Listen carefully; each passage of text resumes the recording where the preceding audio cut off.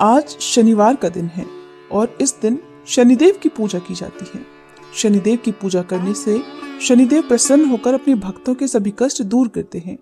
जिनकी कुंडली में शनि दोष हो, शनि की 7.5 या ढैया हो, तो उन्हें शनिवार का व्रत रखकर शनिवार व्रत कथा अवश्य ही पढ़नी और सुननी चाहिए। शनिदेव की कथा के साथ ही शनि चालीसा का पाठ करने से सभी प्रकार के कष्ट दूर हो जाते हैं और शनिदेव की कृपा से भक्तों के अच्छे दिन शुरू हो जाते हैं। तो आज सुनिए शनिदेव की कथा।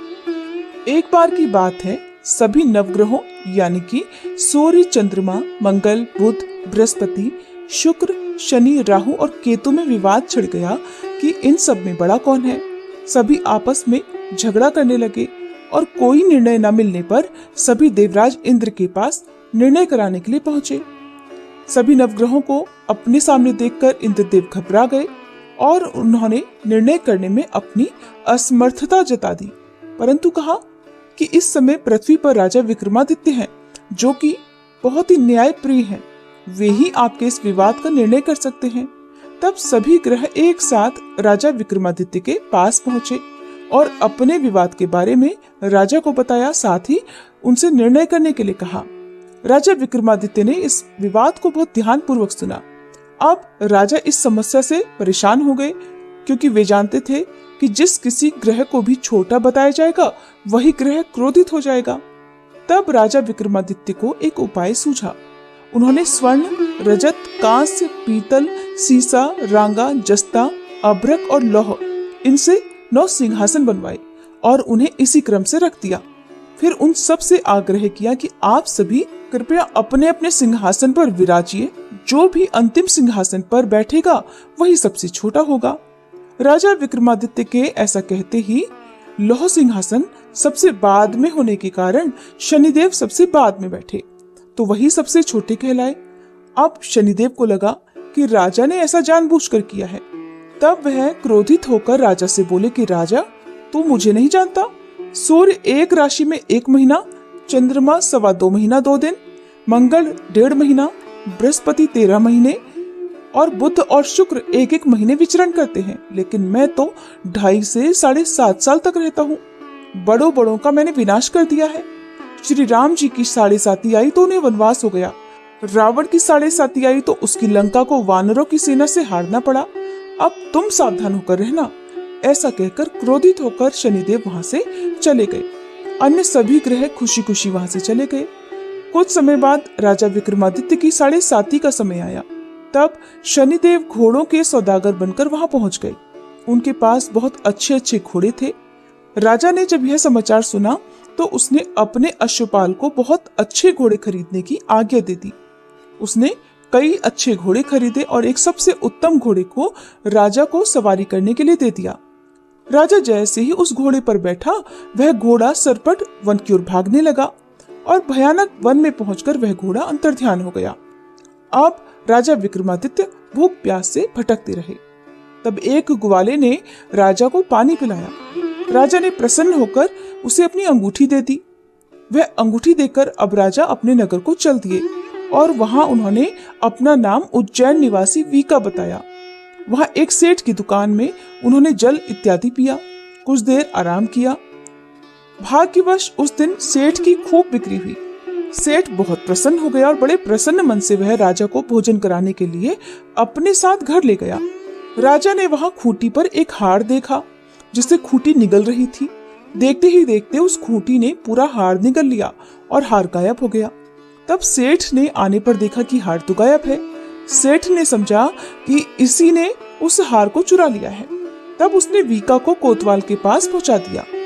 अब उस नगर के राजा ने भी वीका को चोर समझकर उसके हाथ पैर कटवा दिए और नगर के बाहर फेंकवा दिया।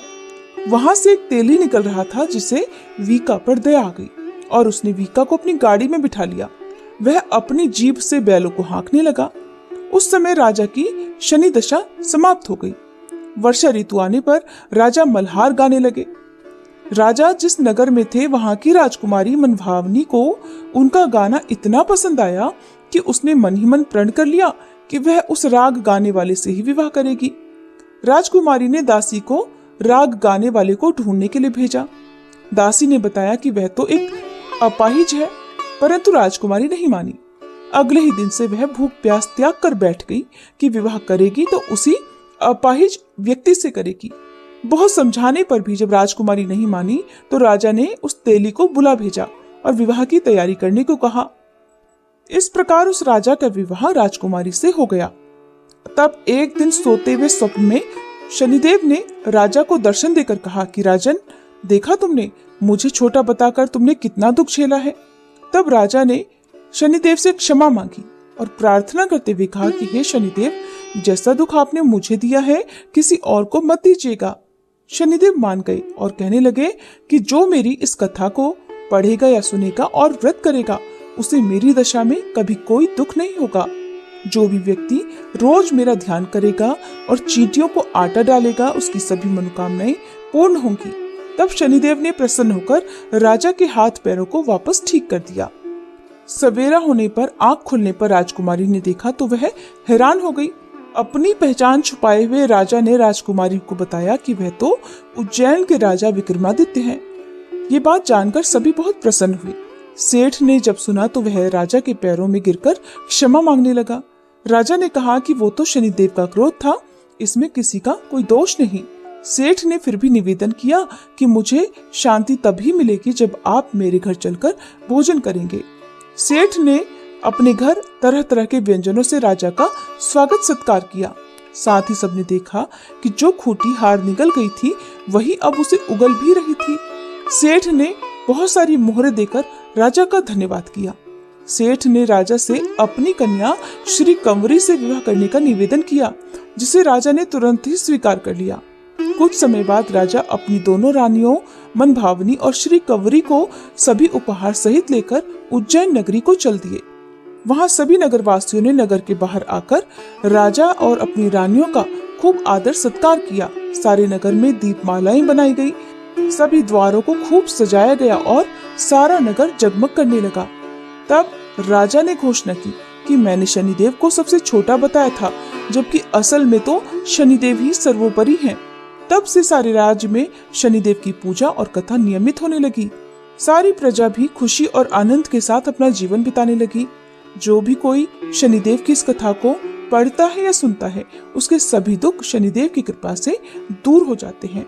व्रत के दिन इस कथा को अवश्य ही पढ़ना या सुनना चाहिए। यदि संभव हो तो सप्ताह के सभी दिन इस कथा का पाठ करना चाहिए।